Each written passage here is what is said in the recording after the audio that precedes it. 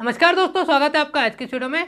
दोस्तों, जैसा कि आप जानते हैं कि अगर हमारे पीएफ अकाउंट में गलत बेसिक डिटेल अपडेट हो जाती है तो उसे हम जॉइंट डिक्लेरेशन फॉर्म की मदद से सही करवा सकते हैं। इसकी प्रोसेस ये है कि हमें जॉइंट डिक्लेरेशन फॉर्म को इन हैंड भरना होगा और उसके बाद में उस फॉर्म को हमें पीएफ ऑफिस में जमा करवाना होता है और उसके साथ में हमें कुछ डॉक्यूमेंट भी अटैच करने होते हैं। पीएफ अकाउंट की हर एक जानकारी को सही करने के लिए हमें अलग अलग डॉक्यूमेंट अटैच करने पड़ते हैं।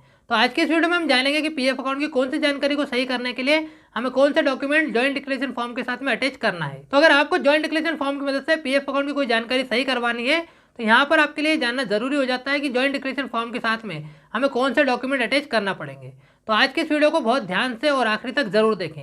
तो चलिए शुरू करते हैं आज का वीडियो। और वीडियो शुरू करने से पहले आपसे रिक्वेस्ट है कि चैनल पर आप नए तो चैनल को सब्सक्राइब जरूर कर लें, क्योंकि ईपीएफ से जुड़ी जानकारी आपको इस चैनल पर मिलती रहेगी। दोस्तों, जॉइंट डिक्लेरेशन फॉर्म के साथ में आपको कौन सा डॉक्यूमेंट लगाना है ये बताने से पहले आपको ये जानना जरूरी हो जाता है कि आप अपने पीएफ अकाउंट की कुछ जानकारियों को ऑनलाइन सही करवा सकते हैं। वो जानकारियां हैं जैसे कि आपका नाम, डेट ऑफ बर्थ और जेंडर। ये जानकारियां आप ऑनलाइन भी सही करवा सकते हैं। और बाकी की जानकारियां अगर गलत है, जैसे कि पिताजी का नाम, date of exit, date of joining और एग्जिट रीजन, ये जानकारी अगर आपके पीएफ अकाउंट में गलत है तो इन्हें सही करवाने के लिए अभी भी आपको जॉइंट डिक्लेरेशन फॉर्म की जरूरत पड़ती है। लेकिन जो जानकारियां ऑनलाइन सही हो सकती है उनमें एक परेशानी आती है। परेशानी ये है कि इन्हें सही करवाने के लिए एम्प्लॉयर से अप्रूव करवाना पड़ता है और कई सारे केस में एम्प्लॉयर इसे अप्रूव नहीं करता है, जिस वजह से जानकारियां सही नहीं हो पाती है और तब काम आता है जॉइंट डिक्लेरेशन फॉर्म। तो हम ये मानकर चलते हैं कि आपका एम्प्लॉयर इन जानकारी को सही करने के लिए अप्रूवल नहीं दे रहा है और आपको जॉइंट डिक्लेरेशन फॉर्म की जरूरत पड़ती है। अब बात करते हैं कि पीएफ अकाउंट की कौन सी जानकारी को सही करने के लिए हमें कौन से डॉक्यूमेंट अटैच करने पड़ेंगे। यहाँ पर मैं आपको एक बात क्लियर कर दूं कि आपको जॉइंट डिक्लेरेशन फॉर्म के साथ में आधार कार्ड को तो अटैच करना ही होगा, चाहे आप अपने पीएफ अकाउंट की कोई सी भी जानकारी को सही करवाएं। तो अगर आपको आपके पीएफ अकाउंट में आपका नाम या जेंडर सही करवाना है तो आपको जॉइंट डिक्लेरेशन फॉर्म के साथ में सिर्फ आधार कार्ड को ही अटैच करना है। अगर आपको आपके पीएफ अकाउंट की डेट ऑफ बर्थ सही करवानी है जो कि गलत डेट हो चुकी है तो यहाँ पर दो केस है, इसे ध्यान से सुनिएगा। अगर आपकी सही डेट ऑफ बर्थ और गलत डेट ऑफ बर्थ में 3 साल से कम का गैप है तो आपको इस फॉर्म के साथ में सिर्फ आधार कार्ड को ही ऐड करना है।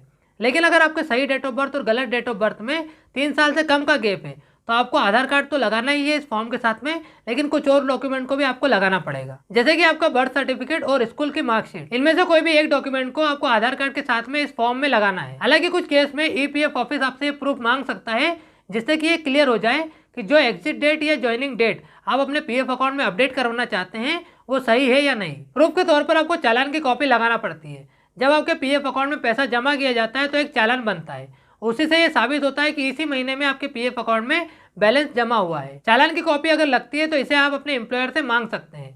हालांकि चालान की कॉपी को कुछ ही केस में मांगा जाता है। अगर आपको एग्जिट रीजन सही करवाना है तो आपको आधार कार्ड के अलावा जो डॉक्यूमेंट इस फॉर्म के साथ में अटैच करने हैं वो डिपेंड करते हैं कि क्या गलत एग्जिट रीजन आपके पीएफ अकाउंट में ऐड हो चुका है। मान लीजिए आपके पीएफ अकाउंट में गलती से रिटायरमेंट का एग्जिट रीजन अपडेट हो चुका है, जबकि आपने अभी रिटायरमेंट नहीं लिया है और ना ही आपकी उम्र है कि आप रिटायरमेंट लें, तो आपको ये साबित करने के लिए आपका बर्थ सर्टिफिकेट लगाना होगा जॉइंट डिक्लेरेशन फॉर्म के साथ में। एक जरूरी बात, आपको जॉइंट डिक्लेरेशन फॉर्म पर आपके साइन करने हैं और आपको उन सभी डॉक्यूमेंट पर भी साइन करने हैं जिन डॉक्यूमेंट को आप जॉइंट डिक्लेरेशन फॉर्म के साथ में अटैच कर रहे हैं। दोस्तों, उम्मीद करता हूं कि जॉइंट डिक्लेरेशन फॉर्म की मदद से आप अपने पीएफ अकाउंट की क्या क्या जानकारी सही करवा सकते हैं और आपको उन जानकारी को सही करवाने के लिए कौन से डॉक्यूमेंट लगेंगे, इन सब के बारे में मैं आपको आसानी से समझा पाया हूँ। वीडियो आपको पसंद आया हो तो लाइक करें, चैनल को सब्सक्राइब जरूर करें, क्योंकि ईपीएफ से जुड़ी जानकारी आपको इस चैनल पर मिलती रहेगी।